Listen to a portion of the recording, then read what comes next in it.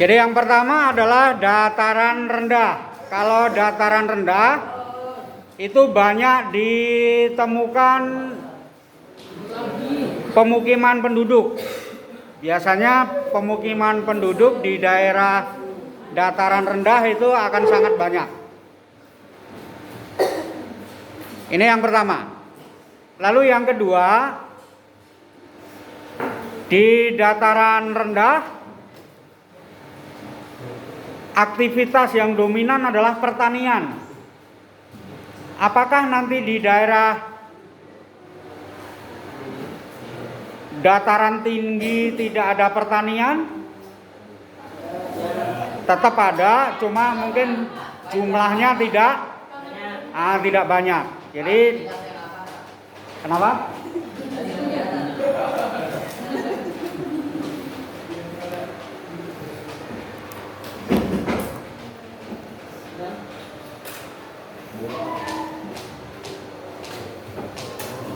Ini adalah yang kedua. Lalu yang ketiga, bahwa di daerah ini, di dataran rendah ini, biasanya terjadi aktivitas pertanian menanam padi. Kayak di sebelah, di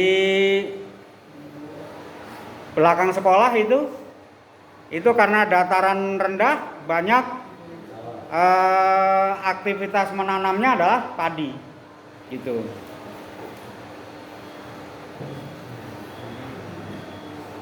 Nah, kalau di Pulau Jawa itu menjadi sentra penghasil padi terbesar.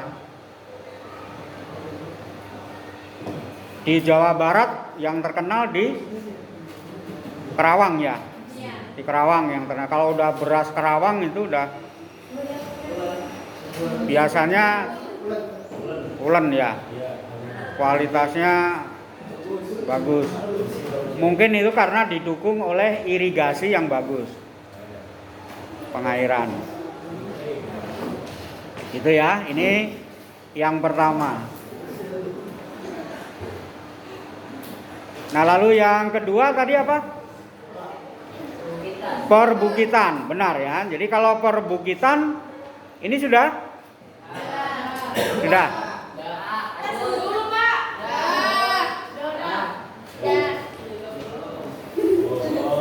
Jadi kalau perbukitan, yang namanya perbukitan berarti perkumpulan bukit. Jadi bukitnya lebih dari satu. Jadi perbukitan.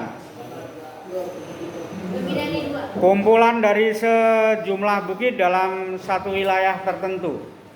Perbukitan. Mungkin ini daerah yang jauh dari kita ya. Karena kita dataran rendah. Di daerah perbukitan aktivitas pemukiman tidak seperti di dataran rendah. Pemukiman tersebar hanya di daerah-daerah tertentu.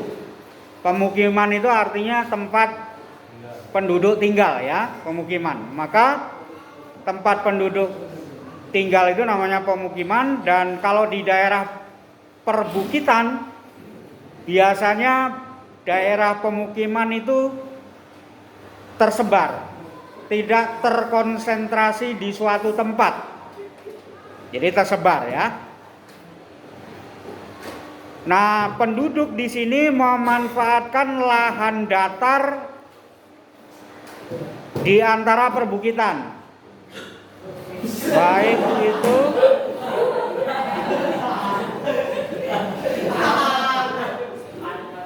ya, jadi penanaman mungkin bisa dilakukan juga, tapi hanya sebatas memanfaatkan lahan datar. Dan umumnya pemukiman itu ada di daerah kaki bukit atau lembah perbukitan. Alasannya apa?